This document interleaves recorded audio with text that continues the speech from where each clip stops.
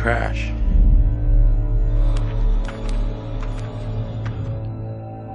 Well, here we are on set of Little Hope, part of the Dark Pictures anthology. Tell me about the characters you play in the game. Yeah, very exciting. I play Andrew, who is a student on this trip to the town of Little Hope. You know this place? No. I mean, I don't think so. I also play Anthony and I play Abraham, all existing at different time periods in different places. Is it tough to balance it all and to kind of jump back between these characters as you go through it? A little bit. I've had a lot of help along the way, and we've been able to, for the most part, separate the three different guys. We have an amazing accent coach on set at all times, so she keeps me in check and puts me on the right part of the map when I stray too far. Only the devil could create a demon who so resembles me. We do look alike, which I agree is pretty damn weird. How tough is it for you to separate that and balance it all?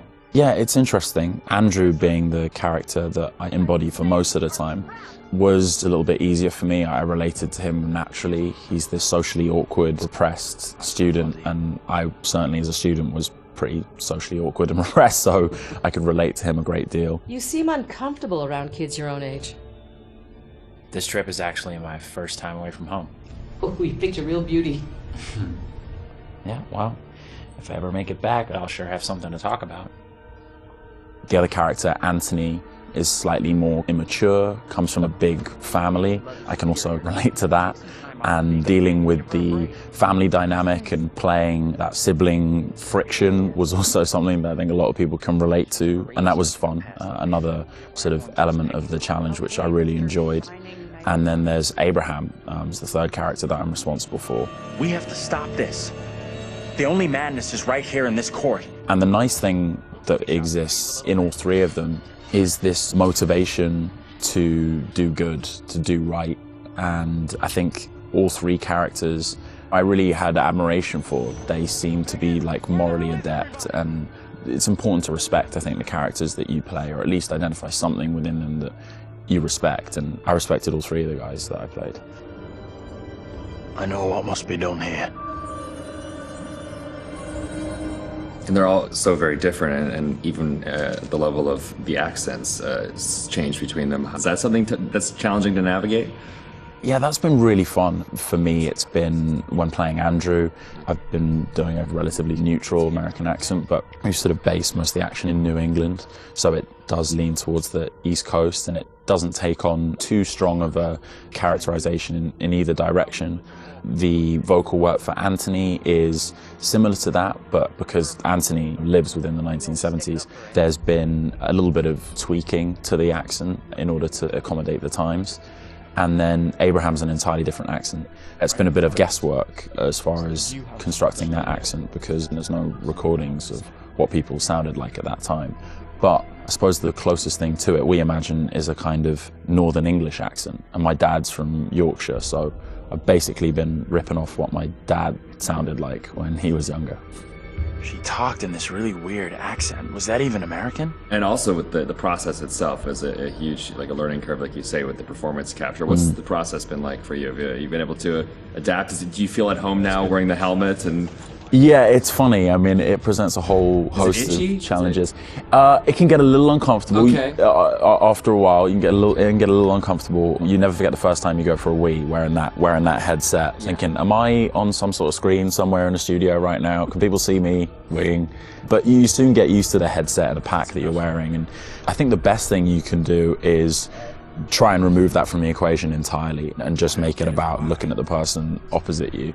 Some of the more physical stuff is challenging, because if you do want to move around and you do want to add a physical performance to whatever facial, emotional things that are being captured, you have to be careful that the sound isn't being compromised because of your movements. But you know, in lots of ways it's been quite freeing too. We move at a great pace. There's little repetition over the same thing. There's lots of variation, but little repetition really.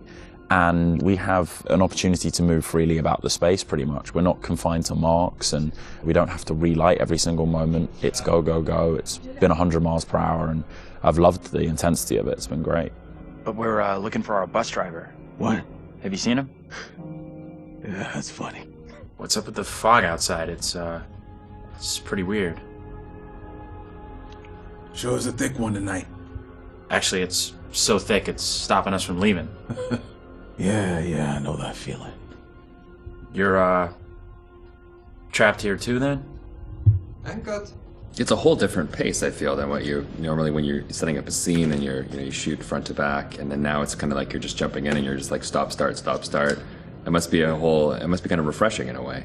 100%, yeah. You can start in the morning and by lunch you've died and come back to life 4 or 5 times, whereas on a film set you would have had to shoot for several weeks to get that material. So you do blast through a ton of content. Run! Get the hell out of there! Look out! Yeah, it's gonna be really cool to see yourself in a video game. It's gonna be an incredible experience too. And then now your friends and family members can like play you in a game. That must be a whole weird feeling. Yeah, that is really weird. It's strange enough seeing my face on screen in anything, but you're really mad and exciting, I guess, to think about being in a video game. I guess that's like a little kid's dream in lots of ways, so I feel very lucky. It's incredible. And your friends are gonna call you, but like, I killed you. Yeah, I killed you 3 times, and they're like, good to speak to you too, bud. Yeah, thanks for the call. Would you confront your fears or would you run away?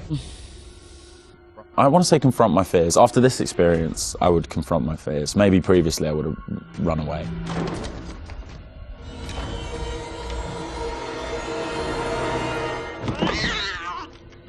What kind of place is this? It's one of those things where what you think you'll do is different than what you probably actually do. In the moment, yeah, 100%. Oh, I would confront my fears and then you're gone. Gone. Yeah. And lastly, would you explore on your own or in a group? In a group, I'd have to. One of the best things about this experience has just been the camaraderie that's developed amongst the cast, and over a short period of time shooting at this intensity, it's bonded us together really quickly, and I've loved being part of the team.